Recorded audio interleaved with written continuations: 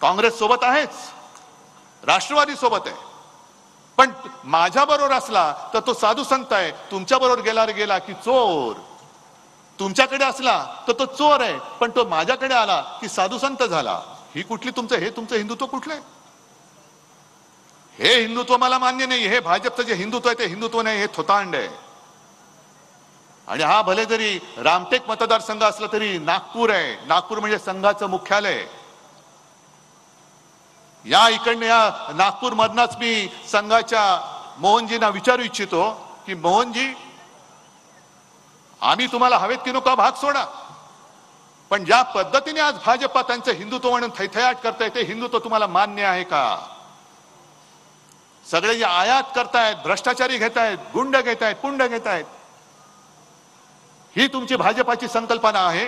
ही तुमची हिंदुत्वाची संकल्पना? एकदा सांगून टाका मोकळं म्हणून. कारण काय झालेलं, हा विदर्भ आहे. या विदर्भामध्ये संत्रा आणि कापूस, शेतकऱ्याची हालत विचारूच नका. एकतर संत्र्याला आता बांगलादेशाने आयात दर वाढवलेला आहे, आयात शुल्क. म्हणून इकडे संत्र्याचे कोण शेतकरी असतील त्यांना विचारतो, तुमची हालत कशी झाली आता?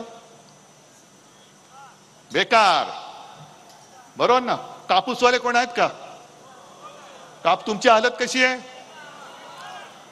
आणि आता भाजपची हालत कशी झाली माहितीये का तुम्हाला? कारण संत्र्याला तो एक डिंक्या रोग येतो ना. कुठे पोखरतो? खोडाला. तसा भाजपला आता एक दाढीवाला डिंक्या रोग झालाय. तो त्याचं खोड पोखरतोय. आणि कापसावरती गुलाबी अळी पडते ना. जॅकेट असतं की नाही मला माहिती नाही, पण गुलाबी असते.